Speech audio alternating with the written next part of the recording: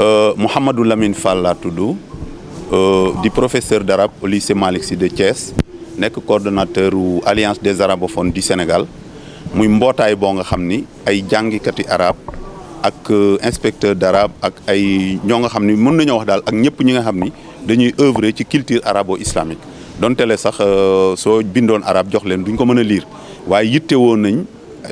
daara yi yittewoo tabaxi jàkka ñooñu ñooy membre yi nga xam ne ñoo ci bokk. alliance bi nag dañ koo sos depuis novembre 2013 defoon lancement bi mois de février 2014 tey bisu tey bi li tax ñu daje fi tamit mooy ginnaaw loolu bu mu amee ba pare ñu gis ni dara bu juddoo war na continuer di def ay activités ci loolu ñu tànnoon benn thème tuddee ko les crises politiques en Afrique leur impact négatif sur la population ñu gis ni actualité la am Nigéria bërki démb ñu ngi koy gis ak li am Burundi amoon Rwanda am feneen ak feneen Mali gi bu yàggul te Sénégal doon benn réew ci réew yooyu mënul isolé wu bàyyi ñooñu moo taxoon ñu xalaat ni nañ woo ay borom xam-xam yu mag a mag ñu daje fii ci résidence Lat Dior ci Thiès di dëkk boo nga xam ne ñëpp xam nañ ko ci participer ci développement Sénégal ñu daje fi woo professeur Djibi Diakhaté woo woon Mouhamad Mbodj bu Forum Civil yàlla def joxe na kàddoom ba bërki démb mu am ngant loo nga xam ni jot nañ personnellement wax ñu ko ñu nangul ko mu yabal ku ñuy wax Bekrine Faye nga xam ni moo yore lépp lu jëm ci affaire politique loolu daal moo tax ñu daje fii tey di sant nag Thiès waa ak Thiès waa yi nga xam ne wuy si na ñun ñëpp. est-ce que thème bi am na rapport ak élection locale yi ñu dégmal si. waaw xam naa ni day liñ naan tombee waral ay gaaf ndax ñun dañuy toog rek di xalaat ci loo nga xam day baax ci askan wi bi ñu xalaatee ni thème boobu tànn nañ ko mu doon thème bu am solo doon problème yu ñu toog xalaat tëju mu naqari ñu ubbi suñu télévision yi ubbi internet bi gis li am ci Afrique ak problème yi ak yi am Sénégal ñu ne nañ tànn thème bi waxtaane ko yàlla def nag mu tombeek Sénégal dañuy dem élection ci mois de juin kon tombe boobu nag def naa ni kon am na rapport lool pour ñu wax suñu homme politique yi que ni taabul waxtaan ci la mbir di tàmbalee bu fa tàmbaleewul tam fa lay mujj parce que adduna bi amul benn guerre bu ñu mas a réglé ci frontières yi amul benn guerre boo nga xam ne mas nañ koo réglé ci fetal guerre yi ñu fi réglé yëpp ay victimes da ciy am ñu gaañ ay jàngalekat gaañ ay universitaire gaañ ay yaay yi daara gaañ ay baay fa muy mujj mooy ña ko defoon ànd ak délégation bu ndaw ce qui est malheureux ci Afrique duñ ko sax négocier ci biir Afrique mais dañuy dem ba ci dëkk tubaab yi tooge fa ci kaw taabul waxtaane fa problème Afrique fekk rey nañ ay doomu Afrique yu bari borom xam-xam ñi dem ci journalistes yi ñu leen gaañ ñeneen looloo tax alliance bi tànn thème bi amuñu ci nag dara loo xam ne nii yónnee nañ ko ci nit pour demander ko soutien may wax sama baat ci kaw lettres yi ñu bind yëpp ay lettres invitation la ñu ngi sant yàlla ci suñu propre moyen ci lañ taxawale lii gis ni tamit islam rek moo yeyoo tedd nga walillahi al izza wali rasul walil muminin moo tax demuñu ci mbedd mi di fa tànt di fa bâche di fa def dara dañoo ñëw fii ci résidence Lat Dior bi nga xam ne ku xewle te bëgg lu baax lu propre lu set fi nga koy defee ñu ñëw fay sunu xaalis jël salle bi defe ko fi. est-ce que ñi laaj collectivité locale yi am ngeen kàddu yoo xam ne ngeen ko jëmale ci ñoom ci élection. waaw bu baax a baax li ñu leen di wax mooy ñi am nañ droit laaj mais jox leen moom kenn amu ci droit parce que Omar ibnul Khattab dafa waxoon ci l'islam ni l'islam ji lépp lu ci waaye laaj nañ la ko xañ. yow kañ da ngay teg sa programme bu baax gis ni yow de jàpp nga intérieurement wala jàpp nga ci yow ni doomu réew ngi te am nga xam-xam jàpp ni suñ ma joxoon mairie bi dinaa ci sellal nga wax askan wi ni leen man de amoon naa programme bu baax boo nga xam ne jàppoon naa ni mën naa koo doxal bàyyi nag askan wi suñ la doyloo xayrun suñ la doyloo wul ñu seet keneen waaye nag tey ngeen jox ma jar nga taxaw di ŋàññi sa moroomu jullit wala sa moroomu doomu aadama sax du ma wax jullit parce que yàlla moom li mu fi indi lépp la bëgg élection yi locales yi gis nañ ñu koy laaj te bokk ñoom diine mais problème bi mooy jox leen ma tax ngay ŋàññi keneen kooku wóoru la jox maa ngi koy wax fii nag mu leer nañ ku fi campagne xas keneen wala mu tudd awray nit wala mu wax démbam wala mu wax problème yi nga xam ni daf ko dal ci biir famille wala mu wax lu ko neex ci kooka moytu leen kooku parce que kooku boo ko joxee tamit kuy ŋàññi nit ci kaw rek mën naa yàq alali askan wi ci biir voilà merci beaucoup. ñu weesu am na benn forum bu ñu defoon fii ci résidence Lat Dior. waaw ay arabophone. waaw ñoom nee nañu duñu participer ci élection yi. waaye dañuy taxaw pour won population yi koo xam ne que yaakaar nañ ne war na leen a mën a jiite. danañ leen ko tegtal ndax yéen a ngi ci yoonu. waaw xam nga forum bi ñu defoon fii li ñu fi defoon dañoo waxoon lu leer naññ dañ ni ñetti façon récépissé moo am ci Sénégal soit que nga nekk parti politique wala nga nekk syndicat wala nga nekk association apolitique ñun nag dañoo tànn bu mujj bi mooy association apolitique donc ñu ni alliance bi du jël moom en tant que tel di dugg ci politique waaye ñu ci bokk ay sénégalais lañ ñu dëkk ci réew mi dëkk ci gox-goxaan yi ñu ni kenn ci ñoom ku mu manti doon soo xoolee ab liste comme ni ma wax sànq jàpp ni yow mën ngaa sellal mën nga faa taxawal askan wi boo duggee ci liste boobu ñun ñi nga xam ne ñoo bokk ci biir alliance bi ñu ca am gis-gis ak yow mën nañ laa jàppale buñ gisee keneen ku nekk feneen tamit ñu jàppale ko donc terewuñ ñi ci bokk ñu dugg ci gox-goxaan yi mais alliance bi moom toogul ak kenn négocié wul ak kenn ku la ko wax dindi ko ku ne nag seet si nañu waxtaan nañoo ak ñun mais dañ leen a wan ni proposition bi ngeen di jox mënuñu koo def duñ jël alliance bi di ko dugal ci politique mais dañuy bàyyi xale yi jigéen ñi góor ñi mag ñi ndaw ñi ku ci bëgg a dugg ci liste nga tànn fi la neex nga dugg fa question bi leer merci. Voilà, donc je m'appelle Mohamed Moustapha Gueye, je suis le secrétaire général de l'Alliance des arabophones du Sénégal. Est-ce qu'on peut revenir sur l'objectif de cette rencontre? Wow, l'objectif de cette rencontre c'est simple. Donc dans sa deuxième phase, donc l'Alliance des arabophones du Sénégal maintenant tend vers vraiment pour mieux communiquer effectivement avec la population. Parce que vous savez et vous êtes sans savoir qu'effectivement la première édition on avait baptisé l'Alliance effectivement pour faire savoir aux gens ce que l'Alliance des arabophones a pour objectif et a pour ambition. Quelles sont vraiment, comment dirais-je, les orientations qu'elle va définir en fait. Bon, à part ça, donc on a tenu et on s'est réunis pour dire effectivement que maintenant on va essayer de faire notre deuxième effectivement édition. Cette deuxième édition c'est aujourd'hui, ce 10 mai, qui consiste vraiment à prendre un thème qui effectivement répond au concept, c'est-à-dire c'est un thème d'actualité. Ce thème d'actualité relate effectivement les crises politiques en Afrique et leurs impacts négatifs effectivement sur la population. Comme l'a dit aussi le secrétaire général, le coordonnateur, c'est peut-être effectivement une coïncidence par rapport effectivement aux échéances électorales qui s'est définies à l'horizon. Maintenant, parce qu'effectivement, nous tendons effectivement vers une nouvelle orientation, comme j'ai l'habitude de dire, un nouveau type de leadership, une nouvelle façon de faire, de gérer effectivement et de vraiment de prendre notre cité en main. C'est-à-dire, en grosso modo, c'est ça. Donc, voilà. Quel est le rapport entre le thème et le cadre local, les élections locales avec ce mois de juin? Bon, le thème, d'accord, bon, on l'avait défini, mais lorsqu'on prenait le thème, c'est un thème même qui a été pris en compte depuis. Bon, c'est-à-dire que c'est le même coordonnateur qui l'a remis en surface. Mais lorsqu'il l'a remis en surface par rapport à notre deuxième objectif, ça a coïncidé effectivement avec les élections locales qui se définissent à l'horizon. Donc, vraiment, comme je vais le dire en Wolof, tomber mon waral ay gaf. Donc, ce qui veut dire qu'effectivement, c'est un thème vraiment qui est venu à son heure. Et je crois que par rapport aux conférenciers et par rapport aux intervenants, je pense que vraiment, ça a vraiment répondu vraiment à son attente. Aux politiques, bon, comme aux candidats, vraiment, comme on dit, vraiment, il faut que vraiment plus de responsabilité, vraiment plus de leadership, plus de vraiment que les politiques se disent et se mettent dans la tête, effectivement, ne sont pas toujours les maîtres de cette société. Mais effectivement, comme l'a dit aussi le conférencier, il ne faut pas laisser aux politiques, effectivement, la politique de notre société. Nous, en tant que citoyens, nous devons aussi faire une politique citoyenne, faire en sorte que nous aussi nous devons intervenir dans la gestion de notre cité. Mais effectivement, c'est un problème d'engagement. Il faut que effectivement, les citoyens s'engagent effectivement dans le devenir de la cité. dem ànd ak ay nit ñu weex pour exploiter seen dëkk loolu am na Afrique ñoo xam ne dañuy dem ànd ak ay tubaab nit ñu weex signé ak ñoom ay contrat exploiter seen dëkk daal di laaj parti bu nga xam ne dañ leen koy jox ñu def seen poos loolu am na fi. am na ci ñi nga xam ni ñi ngi def politique ndax am na lu ñu bëgg a am te yaakaar ni politique mooy yoon wi gën a gàtt pour nga am koppar nga am teranga nga am daraja mooy yoon wi gën a gàtt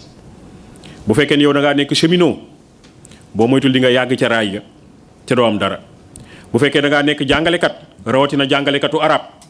da nga yàgg ca kare te doo am dara jàngalekatu arab ñoom ñoo gën a dee ñëpp bu fekkee ne dëgg la xam nga am na benn mag bu nekk Médina Gounass bu sell nee na am na ci jardin d'enfants yoo xam ne tey jii boo fa yóggee sa doom yaa ngi fay lu mu néew 100 000 francs par weer jardin d'enfants laa wax de mu ni néew na waajur yi jël seen doom yóbbu ko ci sëriñ daara te di ko jox 2000 francs par weer. mu ni kon yow bu fekkee da nga nekk waajur boo xam ni xamoo dara jël sa doom boo xam ni xamul dara amul dara dénk ko sëriñ daara boo xam ni amul dara te jàppale woo ko ci dara bu sa doom xamul dara bul wax dara. donc ñoom ñoo ci gën sonn ñoom jàngalekat yooyu. léegi nag nga jàpp ne am na yoon wu gën a gàtt pour am yoon wi gën a gàtt pour am mooy nga jaar ci politique saa mu nekkee noonu bu boobaa mën na indi ay jafe-jafeñ ci pénc mi ndax pénc mi mën nañu am yaakaar ci nit yenn saa yi xam nga politique bi yenn politiciens yi mën nañu ñëw wax la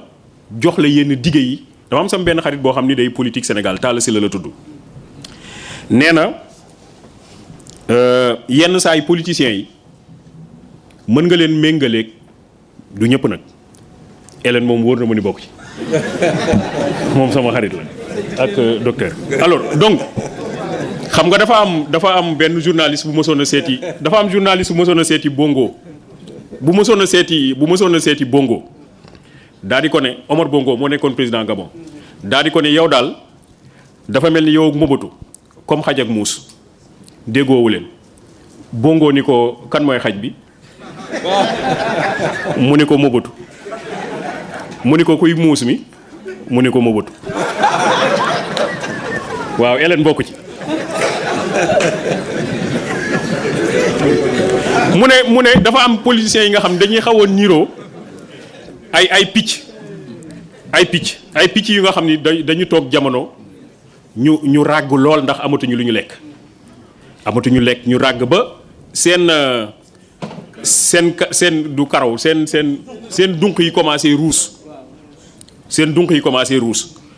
waaye nag mu am benn garab boo xam ni ca kaw garab ga am na saako dugub bu ci ne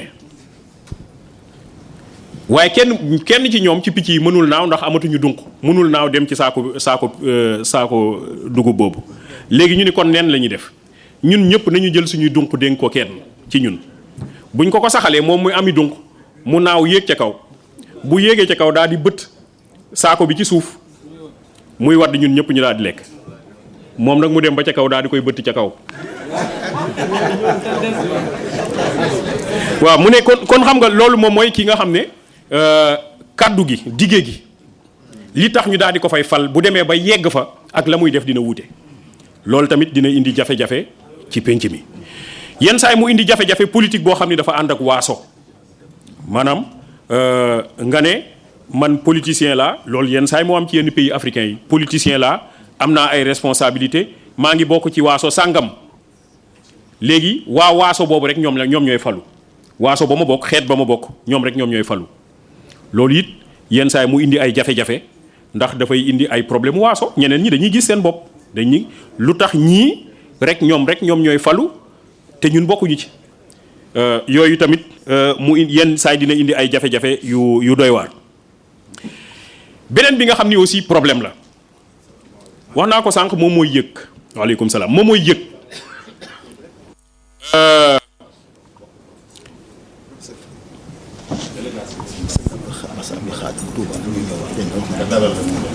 mu ni sëñ Bass Abdou Khadir bu Touba moom moo yónnee délégation bi ñu ngi leen di tatagal di leen ziar bu baax waaleykum salaam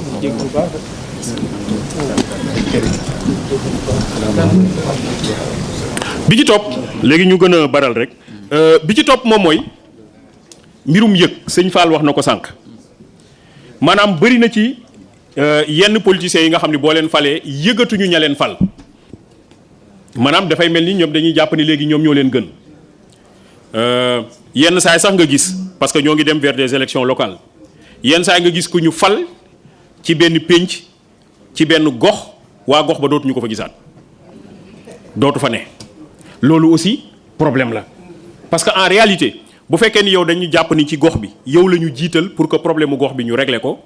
mais fu nit ñi tourner dañ laa war a mën a gis surtout que bu fekkee ni dafa am ay problèmes yuy gàllankoor gox boobu loolu ci yëg la bokk ci yëg la bokk tamit yenn politique yi ñuy arrêté ñu waxtaan ci ñu mu am ay cadre de concertation maanaam sëñ bi mi ngi doon wax sànq ay espaces yi nga xam ne dañ fay waxtaane mu am ay cadre de concertation fi nga xam ne nit ñi nañ fa mën a toog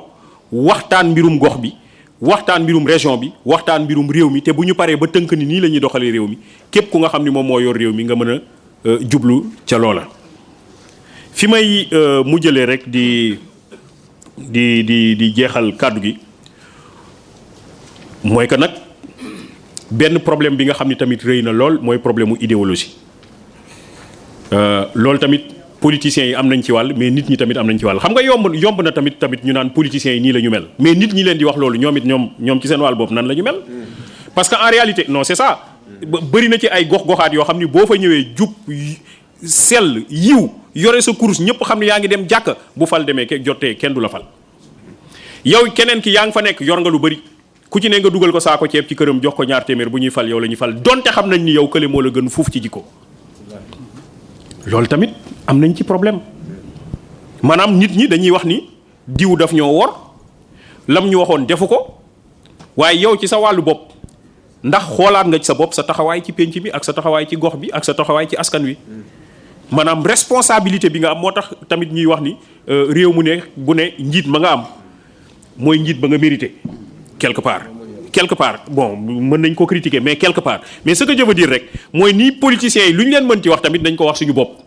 nañu jàpp ne ñun ñii tamit am nañ ci part de responsabilité moo tax sànq mooy wax démocratie du élection kese culture la maanaam ku ci ne war nga mën nag wax dëgg yàlla bu ñu demee ba nga xam ni fal dafa jot nga xool ki nga xam ni moo nekk intérêt pénc mi ki nga xam ni moo nekk intérêt réew mi mais mën na nekk yow sax sa baay nekk politicien di soxla réew mi fekk ne yow bi nga xoolee ba ca biir a biir xam nga ni du sa baay mooy intérêt réew mi c'est pas parce que sa baay la que da nga kaa war a voter en réalité loolu aussi nit ñi am nañ ci responsabilité moom mooy esprit citoyen nga jiital citoyenneté nga jiital réew mi nga jiital loolu bu ñu ko deful dafay nekk encore problème yi ñuy wax ñoom ñoo ñu digoon lii defuñu ko après ngay pax ni politiciens yi ñoom ñëpp a yem loolu aussi tooñ la politiciens yi ñoom sénégalais aussi dafa gaaw ci loolu ñoom ñëpp a yem jàngalekat yi ñoom ñëpp a yem policiers yi ñoom ñëpp a yem gendarme yi ñoom ñëpp a yem jigéen ñi ñoom ñëpp a yem loolu tooñ la góor ñi ñoom ñëpp a yem loolu tooñ la wala fi dañuy wax bu ñëpp yemoon am ñu nga xam ni dañuy gedd seen wàll waaw loolu tooñ la am na ñi nga xam ni quand même yamuñu bu boobaa kon ñun tamit war nañu xoolaat suñu bopp parce que bu fekkee ni réew mi ñun ñoo ko moom bu fekkee ni réew mi ñun ñoo ko bokk réew mi du ñu ko jiite ñoo ko moom réew mi du ñu ko jiite ñoo ko moom ñun ci suñu wàllu bopp ñun ñoo ko moom ñun ñoo tànn ñenn ci ñun ñi leen jiite leen waaw ginnaaw ñun ñoo tànn ñenn ci ñun ñi leen jiite leen war nañu taxaw temm nag bés bu ne li ñuy def ñu xool lan la gis nga la loi sur la décentralisation la loi du 22 mars 1996 qui porte sur la décentralisation avec 9 domaines de compétences transférés aux collectivités locales dafa may loi boobu dafa may képp ku ñun ñii ku ci ne boo xëyee suba sax maire yi duñu liggéey waaye altine am nga droit dem maire yi ñëw daal di gis maire bi ni ko damaa bëggoon a xool budget bi fu mu toll te dafa am devoir jox la ko nga ni ko damaa bëgg a xam délibération yi ngeen defoon fu mu toll dafa am devoir wan la ko mais kan mooy doxal loolu kan mooy jóg maire yi dem ca maire ba dem ci service bi daan ni damaa bëgg a xam résultat délibération yi damaa bëgg a xool budget bi fu ñu ko dugal ak fu ñu ko dugal waaw moom laa lay wax loolu laa njëkkee loolu kon sañ-sañ yooyu il faut ñu xam ko il faut ñu ciy waxtaan ba nit ñi xam ni mais fii du nekkatul colonisation nekkatul ay cercle nga xam ni ki jiitu moom lu ko neex lay def moom mooy buur mooy bi mi nekkatul léegi ay citoyenneté la ñuy wax démocratie la ñuy wax nit ñi am nañ ci responsabilité sëñ bi da doon wax léegi bu fekkee ne maire bi nekk fi loolu wax naa ko sànq xel mënul nangu loolu tamit responsabilité nit ñi la ñu man day bu may demee bay sànnil kenn carte daf may wóor ni ki may sànnil yëg na ma daf may wóor ni ki may sànnil programme am mooy liy jëmane gox bi kanam daf may wóor ni kooku bés bu ne saa yu ma amee problème saa yu ma amee problème et cetera bu ma li yëngatoo gis ko ci sama wet ñu ànd di lijjanti problème yooyu mais loolu bu mënul nekk kon de toute façon liy régler problème bi yëpp mooy ñun li ñuy wax sànni carte moom mooy problème foofu laay jeexale sànni carte problème la carte kenn du ko sànni carte kenn du ko sànni suñu langage yëpp mooy diw laa sànnil carte sa carte kenn du ko sànni carte da nga koy dénkaane diw laa dénk sama carte loo dénk nag da nga koy saytu bu fekkee moom laa dénk sama carte damay xool bés bu ne la muy def lan la bu fekkee ne la muy def teguwul ci yoon ma ni ko sëñ bi nañu jubbantiwaat parce que nag nit la yenn saa yi mu dëngal nit ñi nañu defaraat bu fekkee ne nanguwul loolu ma yëgaluwaat nit ñi nañ defarwaat bu rek nanguwul ma taxaw jàkkaarloog moom loolu tamit sañ-sañ la bu ma yoon jox ma taxaw jàkkaarloog moom ni fi nga bëgg a jëm du fi ñu jublu woon donc mënoo koo def bu fekkee dëgër na ci loolu bu ñu demee ba nga xam ni dañuy war a dénkaane waat ma nangu la ma ko dénkoon daal di koy jël dénkaat keneen maa ngi leen di gërëm di leen sant di jéggalu ci kàddu. jërëjëf professeur yaakaar naa ni wax ji leer na waaw bala moo xam nañu ni professeur bi mu ubbee def nañ nuyoo def ay encouragement yoo xam ne jëme na ko ci alliance bi utilisateur bi mu ñëw ci réew mi li mu bëggoon mooy fexe ba lépp loo xam ne culture la wala ngëm-ngëm la wala day jëmale kanam doomu aadama ci Sénégal loolu ñu dindi ko ci moom gis nañu itam mu wax ci diggante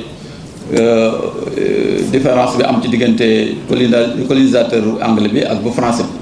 bi ni anglais bi moom bu ñëwee li nga nekk du ci dindi dara da koy bàyyi bu ko yokk du ko bàyyi waaye bu français bi moom day fexe ba am solo bi mu am solo ci dalal ay gan yoo xamante ni ñu bari ñëw nañ fi wax na ba tudd suñu mbokku maliens yi nga xamante ni bari nañ Thiès lool ak ñeneen ak ñeneen wax na itam ni Thiès ni ñu mën a taxawee ci seen yittey bopp ba ak seen di bañ ci loo xamante ni wax na ko fi ñii dañuy gëm ni ñoom ñoo war a jiite rek ñii dañuy gëm ni ki jiitu dafa war a ñëw dafa war a muus pour war a exploiter nit ñi gis nañ itam am na ñoo xam ne dañoo gis ni kii àtte ak ñi ñu àtte dañoo war a yem ci li ñu àtte ñoo yem ñeneen ñi ñooy ñi nga xamante ni mooy les démocrates wala loolu ñëw na ci biir waxtaanam ñëw na ci fàttali maam bu baax almaam yi Souleymane Baal mi nga xamante ni nelaw ni 1760 maanaam 1776 la waxoon ni jiite boo jiitee lan lay jox nga ko war a séddale maanaam jëfin wa mooy sa wàll